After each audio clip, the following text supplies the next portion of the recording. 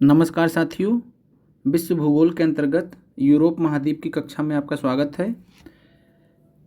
आज हम यूरोप महाद्वीप के बारे में विस्तार से अध्ययन करेंगे और यूरोप महाद्वीप के अंतर्गत आपको ध्यान रखना है कि पश्चिम में यह अटलांटिक महासागर से घिरा हुआ है और साथ में अगर दक्षिण की बात करेंगे तो यह भूमध्य सागर से भी घिरा हुआ है। और साथ में आपको यह भी ध्यान रखना है कि भूमध्य सागर अफ्रीका महाद्वीप और यूरोप महाद्वीप के बीच स्थित है। इसके अलावा आपको काला सागर के बारे में भी जानना है और साथ में कैस्पियन सागर के भी बारे में ध्यान रखना। और इसके अलावा अगर उत्तर में हम देखेंगे तो यूरोप महाद्वीप के उत्तर में तो यहाँ पे उत्तर सागर है, नॉर्थ सी है। और इसके अलावा अगर यहाँ पे देखेंगे तो ये आपका बाल्टिक सागर है।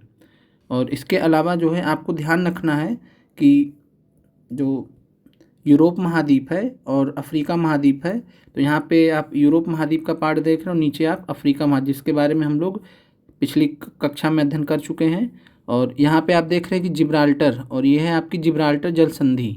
तो जिब्राल्टर जल संधि जो है आपको ध्यान रखना कि अफ्रीका महाद्वीप तथा यूरोप महाद्वीप को अलग करती है। इसके अलावा जिब्राल्टर जल संधि के रास्ते हम अटलांटिक महासागर से भूमध्य सागर में जा सकते हैं। तो आपको यह फैक्ट परीक्षा दृष्टि से महत्वपूर्ण है और ध्यान रखना है। तो जिब्राल्टर जल संधि आपको यूरोप को जो है किससे अलग करता है, अफ्रीका महाद्वीप से, और साथ में अटलांटिक महासागर से हम भूमध्य सागर की ओर जा सकते हैं। जैसे ये आपका अटलांटिक सागर है और अटलांटिक सागर में ये रास्ता हुआ और इधर से हम भूमध्य सागर की तरफ आ जाएंगे। तो आगे बढ़ते हैं। यूरोप महाद्वीप के अंतर्गत जो प्रमुख देश हैं तो आपको ध्यान रखना है, यहाँ पे आपका पुर्तगाल है, यहाँ स्पेन है, फिर स्पेन के ऊपर फ्रांस है, और फिर फ्रांस के ऊपर अगर हम जाएंगे तो साथ में जर्मनी है, यहाँ पे आपका नीदरलैंड्स है, और साथ में यहाँ पे आप देख पा रहे हैं यूनाइटेड किंगडम है, यहाँ आयरलैंड है, और साथ में यहाँ पे देखेंगे तो आप डेनमार्क है, और बीच में इसके उत्तर सागर स्थित है। इसके अलावा पोलैंड, ऑस्ट्रिया, और यहाँ पे आप देख पा रहे हैं यूक्रेन और रूस के मध्य काफ़ी समय से विवाद भी चल रहा है, युद्ध भी चल रहा है, जिसके बारे में आगे हम कक्षाओं में अध्ययन करेंगे करंट अफेयर्स के अंतर्गत। और साथ में ही अगर भूमध्य सागर की बात की जाए तो भूमध्य सागर के किनारे जो बसे हुए देश हैं, जैसे स्पेन हो गया, फ्रांस हो गया, साथ में यहाँ इटली हो गया, और यहाँ पे आपका ग्रीस हो गया। और इसके अलावा एक माल्टा देश है जो कि द्वीप देश है, तो यहाँ पे आप देख पा रहे हैं तो माल्टा देश भी जो कि एक द्वीपीय देश है वो भूमध्य सागर में स्थित है। फिर आगे आते हैं यूरोप की पर्वत श्रृंखलाओं के बारे में। तो यहाँ पे आपका जो यूरोप के अंतर्गत जो पर्वत श्रृंखलाएँ हैं जो सबसे महत्वपूर्ण हैं वो है आल्प्स पर्वत श्रृंखला। ये जो है नवीन वलित पर्वत या नवीन मोड़दार पर्वत का उदाहरण है। नवीन वलित पर्वत या नवीन मोड़दार पर्वत के बारे में हमने पहले से अध्ययन किया है। रॉकीज उत्तरी अमेरिका में, दक्षिणी अमेरिका में हमने एंडीज पर्वत का उदाहरण देखा था। और साथ में अगर बात की जाए अफ्रीका महाद्वीप की तो अफ्रीका महाद्वीप में हमने अटलस पर्वत श्रृंखला का उदाहरण देखा था। तो उसी क्रम में आपका आल्प्स पर्वत श्रृंखला यूरोप में नवीन वलित पर्वत या नवीन मोड़दार पर्वत का उदाहरण है। फिर इसका आल्प्स पर्वत का विस्तार जो है आपको ध्यान रखना है कि पश्चिम से पूर्वोत्तर की तरफ है। अगर ये पश्चिम है, वेस्ट है, तो ये आपका ये नॉर्थ ईस्ट हो गया, यानी पूर्वोत्तर हो गया। तो आपको यह ध्यान रखना है।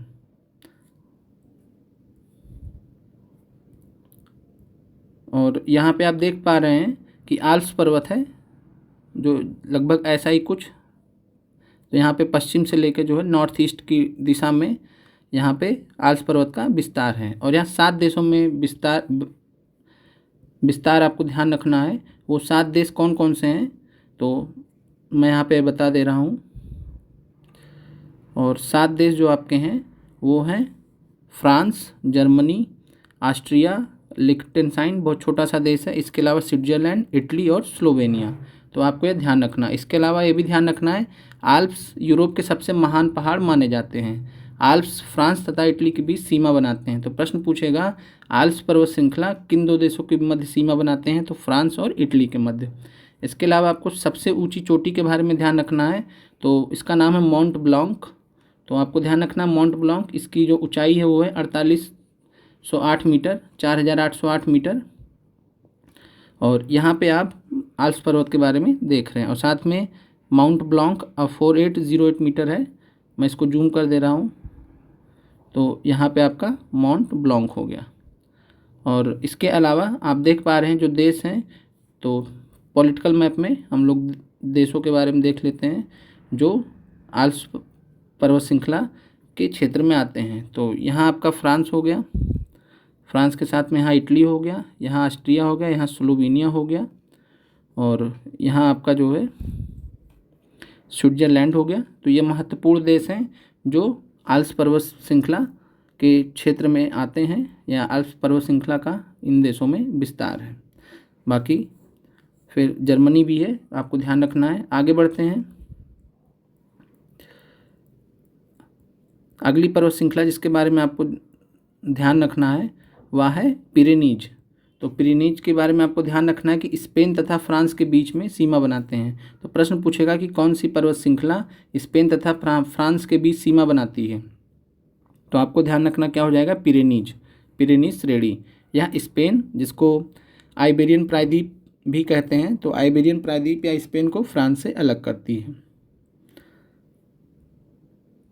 और यहाँ पे पिरेनीज के बारे में, पिरेनीज का लोकेशन हम लोग देख लेते हैं। तो आप यहाँ पे देख पा रहे हैं कि पिरेनीज यहाँ पे ये है, और ये आपकी बाउंड्री है। यहाँ पे आपका स्पेन है और इधर आपका फ्रांस है। तो फ्रांस और स्पेन को अलग करती है पिरेनीज।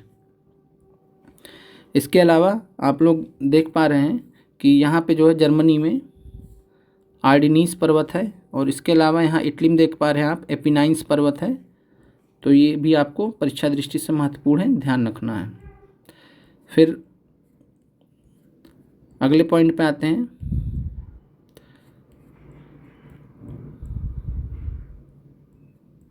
तो आपका यहाँ पे आर्डेनीज पर्वत हो गया, तो यह फ्रांस को जर्मनी से अलग करता है। एपेनाइन्स पर्वत हो गया, तो आपको इटली में स्थित है, यह आपको ध्यान रखना है। और इसके अलावा जो महत्वपूर्ण है इटली में, वो है ज्वालामुखी पर्वत। तो इटली अपने ज्वालामुखी पर्वतों के लिए विश्व भर में प्रख्यात है, और उसमें से 3 महत्वपूर्ण पर्वत आपको ध्यान रखने हैं। पहला है वेसुवियस, दूसरा है माउंट एटना, और तीसरा है स्ट्रोम्बोली। और स्ट्रोम्बोली को जो है आपको ध्यान रखना है कि इसको lighthouse of the Mediterranean भी कहते हैं, lighthouse of the Mediterranean sea. तो भूमध्य सागर का इसको लाइट हाउस बोलते हैं। और रीज़न क्या है बोलने का, तो इसमें जो ज्वालामुखी उद्गार निकलता रहता है, तो उसके वजह से इतनी रोशनी रहती है कि अगर कोई भी नाव भूमध्य सागर में जब इंटर कर रही होती है, तो उसको जो है लोकेशन, उन लोग को जो है ज्वालामुखी के उद्गार से पता चल जाता है कि हाँ, हम सही रास्ते पे हैं, या हम भूमध्य सागर में प्रवेश कर चुके हैं। तो वेसुवियस, माउंट एटना और स्ट्रोम्बोली का लोकेशन देख लेते हैं। तो यहाँ पे आप जो है माउंट एटना है, यहाँ पे माउंट वेसुवियस है, और इसी के साथ में आपका जो है माउंट स्ट्रोम्बोली है। फिर आगे बढ़ते हैं। जो महत्वपूर्ण है यूरोप और एशिया के मध्य पर्वत श्रृंखलाएं, परीक्षा दृष्टि से बहुत ही महत्वपूर्ण है। और आपको यह ध्यान रखना है कि रूस का वह भाग जो यूराल पर्वत श्रेणी के पश्चिम में स्थित है, वह यूरोप का भाग है। तो आपको ध्यान रखना है कि रूस का वह भाग जो यूराल पर्वत श्रेणी के पश्चिम में स्थित है, वह यूरोप का भाग है। और साथ में ही रूस का वह भाग जो यूराल पर्वत श्रेणी के पूर्व में स्थित है, वो एशिया महाद्वीप का पास भाग है। और इसके अलावा आपको ध्यान रखना है कि रूस और तुर्की ऐसे दो देश हैं जो एशिया और यूरोप महाद्वीप दोनों के भाग हैं। तो रूस और तुर्की 2 ऐसे देश हैं जो एशिया महाद्वीप में भी आते हैं और यूरोप महाद्वीप में भी आते हैं। और यहाँ पे आप देख पा रहे हैं यूराल पर्वत, और यूराल पर्वत के जो पश्चिम में हम आएंगे, तो यूराल पर्वत में जो पश्चिम का भाग है रसिया का, तो ये रसिया का भाग किस में आता है, तो ये आपका आता है यूरोप के अंतर्गत। ये यूराल पर्वत है, और यूराल पर्वत के पश्चिम में यहाँ से लेके जो पूरा क्षेत्र है, ये पूरा आपका जो है यूरोप महाद्वीप का भाग है। और इधर का पार्ट आपका यहाँ पे आप देख भी पा रहे हैं, यहाँ पे एशिया लिखा हुआ है। इसका मतलब यूराल पर्वत के पूर्व वाला जो भाग है रूस का, वह आपका एशिया महाद्वीप के अंतर्गत आता है। और इसके अलावा अगर आप देखेंगे तो काकेशस पर्वतमाला है। काकेशस पर्वतमाला काला सागर और कैस्पियन सागर के बीच स्थित है। और यहीं पर पूरे यूरोप महाद्वीप की अगर बात की जाए, तो पूरे यूरोप महाद्वीप की सबसे बड़ी चोटी, सबसे ऊंची चोटी जो है माउंट एल्ब्रूस। तो माउंट एल्ब्रूस जिसकी ऊंचाई जो है 5,642 मीटर है, वो यहीं पे स्थित है। मैं इसको जूम करके आपको दिखा दे रहा हूँ। तो ये माउंट एल्ब्रूस, आपको यह ध्यान रखना है परीक्षा दृष्टि से। और साथ में ही आपको ये भी ध्यान रखना है कि रूस और तुर्की दो ऐसे देश हैं जो यूरोप महाद्वीप और एशिया महाद्वीप दोनों के भाग हैं। अब आते हैं यूराल पर्वत पर।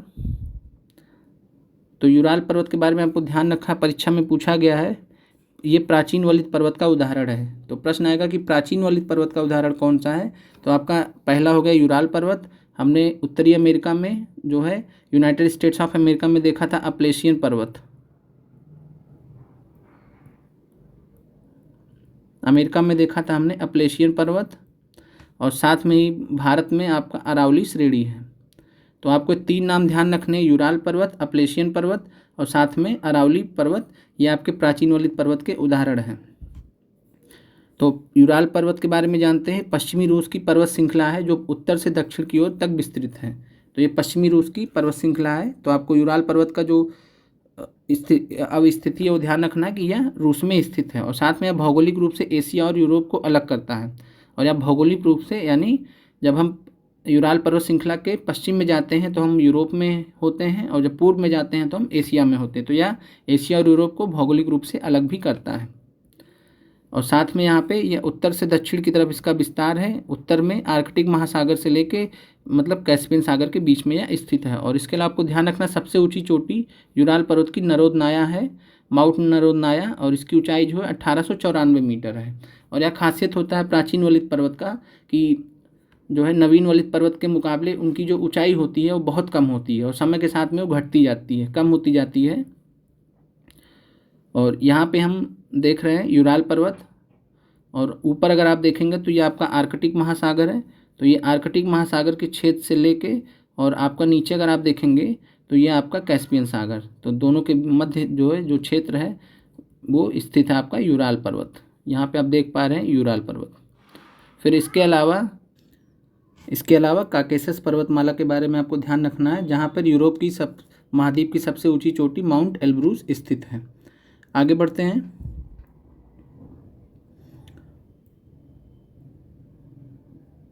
और इसके बाद फिर आते हैं यूरोप की महत्वपूर्ण नदियों में।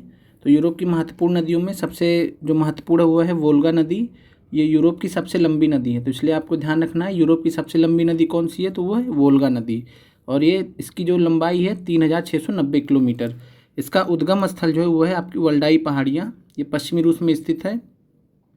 और साथ में यह कैस्पियन सागर में गिरती है। तो आपको ध्यान रखना है।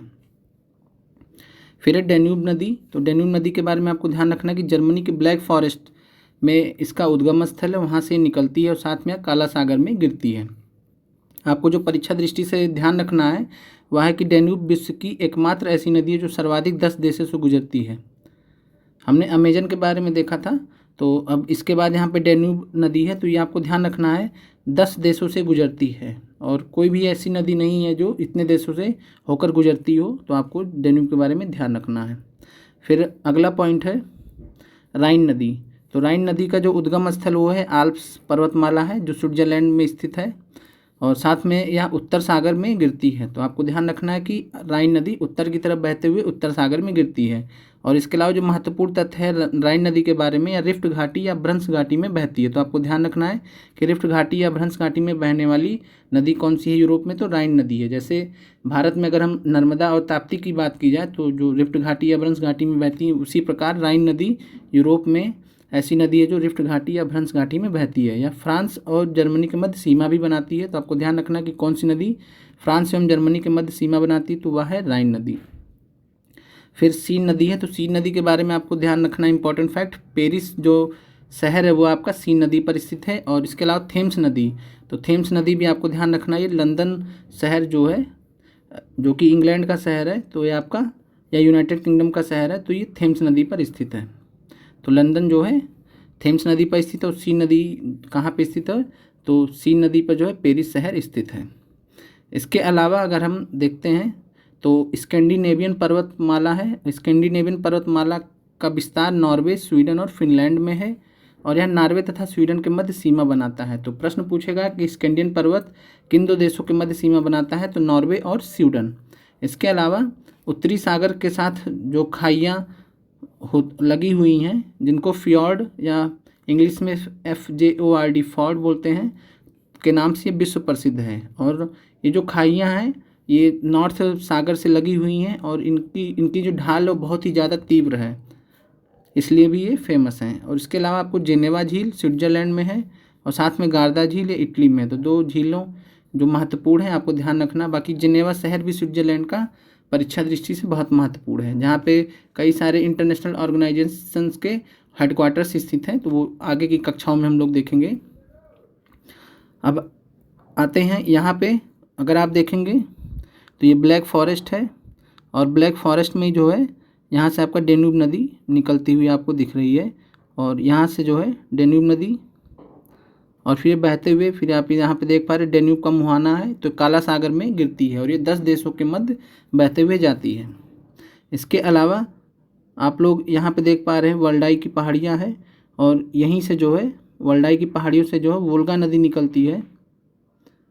और तो आपको ध्यान रखना है ओल्गा नदी का खासियत क्या है, ये जो है